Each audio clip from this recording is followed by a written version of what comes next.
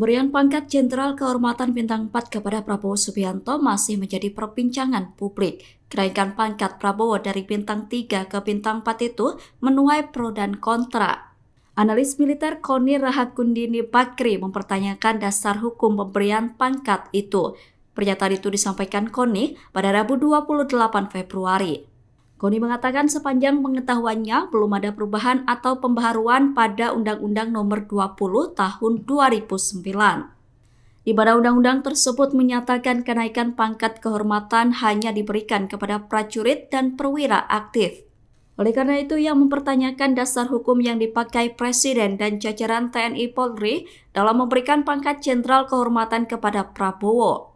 Menurut Koni, belum ada rapat estafet Dewan di atas Dewan Jabatan Kepangkatan Tertinggi atau Wanjakti yang diciptakan RI 1 khusus.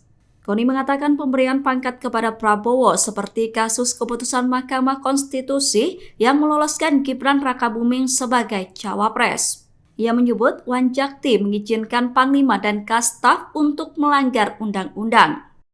Download Tribun X sekarang. Menghadirkan lokal menjadi Indonesia.